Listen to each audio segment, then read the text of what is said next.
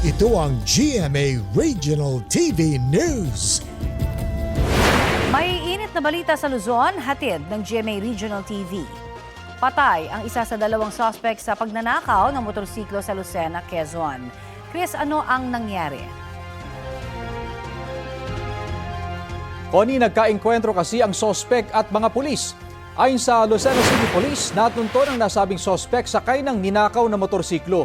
Nang ma-corner ng mga otoridad, bumunot daw siya ng baril at pinaputukan ang mga pulis. Gumanti naman ang mga pulis na ikinamatay ng sospek. Napag-alamang may arrest warrant siya sa hiwalay na insidente ng pagdanakaw. Wala pang pahayag ang kaanak niya. Unang naaresto ang kasama ng namatay na sospek na wala ring pahayag. Patuloy pa rin naman ang paghahanap sa apat na mangingisdang sakay ng nawawalang motor bangka na MJ2.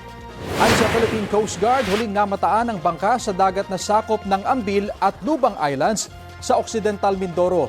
February 8, nang maglayag ang motor bangka na MJ2 mula Lian, Batangas at inaasahang babalik kinabukasan. Hapon ng February 9, nang makatanggap ng report ang Coast Guard Substation Lian kaugnay sa pagkawala ng bangka. Pinaigting na raw ng PCG ang paghahanap. Nakikipag-ugnayan na rin sila sa iba pang Coast Guard substations. Ito ang GMA Regional TV News. May init na balita sa Visayas at Mindanao, hatid ng GMA Regional TV. Patay ang isang taong gulang na bata nang matrap sa nasusunod nilang bahay sa Parang Maguindanao del Norte. Cecil, anong naging sanhi ng apoy?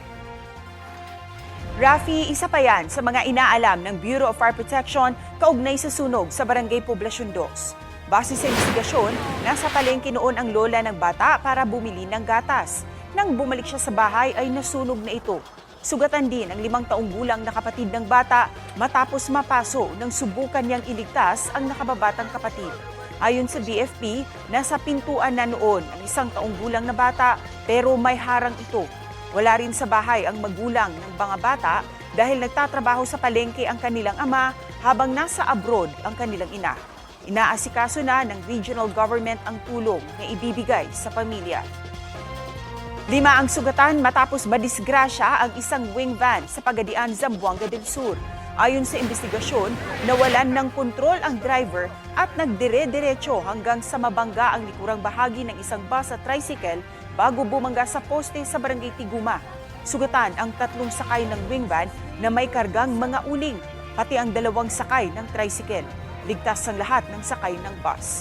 Ayon sa Pagadian Police, nagkaareglo na ang mga sangkot sa aksidente.